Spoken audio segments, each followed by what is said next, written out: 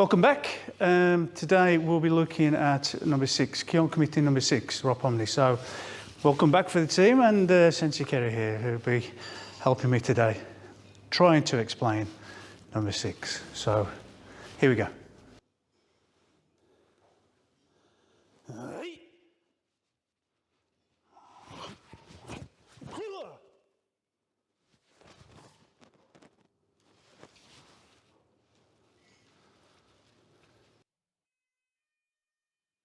Hey.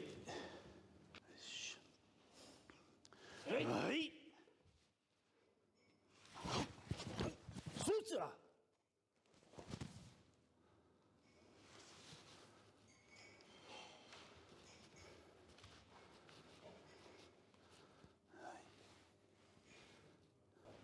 So, breakdown of the Kion Committee. Again, I keep on repeating it, just move to the side, collect, rotate, rotate, hip is rotated.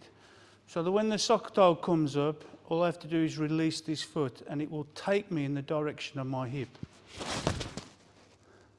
I'll explain this hand position soon.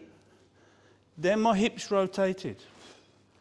Now I release the hip and I move my head because the head's the next target. And turn and hit.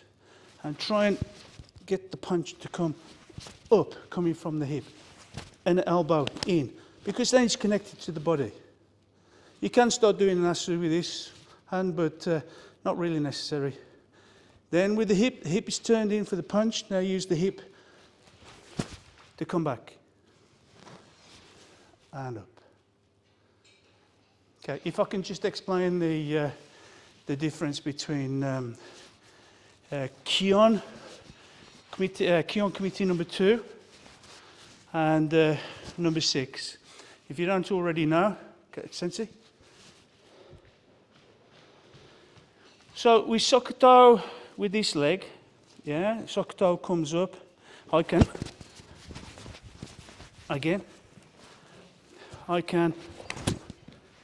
here, take it past, glide, suri, and then come back in for number 2.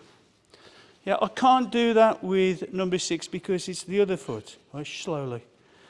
So if I tried to do this, obviously the foot's in the way and I can't do the right the way past. Yeah, so therefore it's with the hip and stop. Make sure you're covering. Yeah. Also, thank you. Also, please ensure that you don't do this for obvious reasons. Yeah, you'll most likely lose his foot somewhere in your body. So make sure you arch the back. Yeah, keep the back straight. Not leave any of your body open for the sokoto. Yeah. Also, you can use the spring, lead spring, with the hip to do the punch, the attack. So those are the main points to consider when you're doing this technique. Yeah, try and use your hip rotation. Try and move offline. Try and use your hip rotation to help you for the next move, to help you with the punch, to help you with the uke. So it should become a unified collection of body movements and hip movements, not just 1, 2, 1, 2, 1, 2, 3. Everything should be working hip together, up to punch, and out.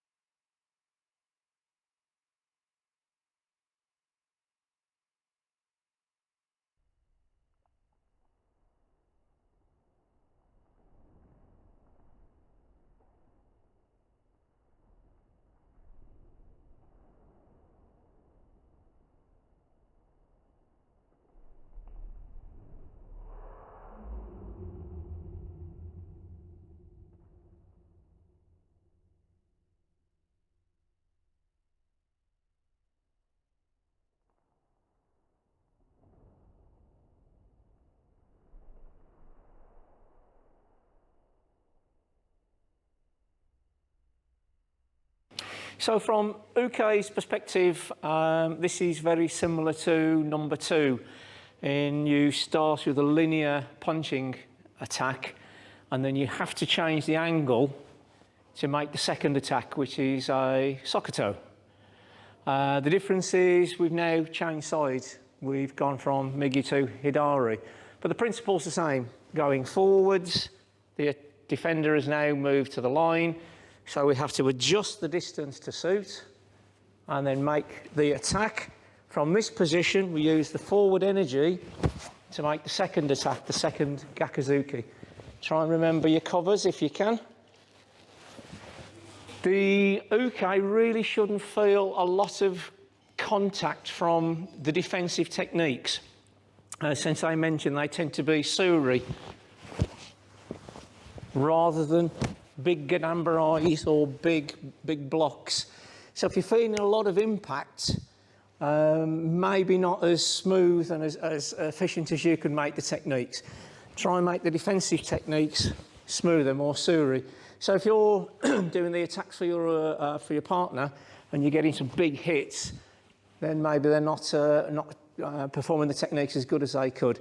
But the big thing is the change of direction and making sure your distance is correct for your Sokoto. If they've gone a short distance away, you only need a short Sugiashi. If they've gone longer, you might need a longer one. And make the distance as correct as possible so they can work on their technique. So another point regarding the defence for number 6. As you may practice in your Kihon, you may use different guards in different techniques. One side, the other, Chudan, Jodan. So the same applies to this. After you made your Sokoto attack and you come to punch, you may decide to guard Jodan, but you also may decide to guard Chudan. So again, it's another way of practicing your various guard positions depending on where you think the counter attack is likely to come. No guarantees, but if you keep doing the same guard every time, then you're not going to improve your level of defence.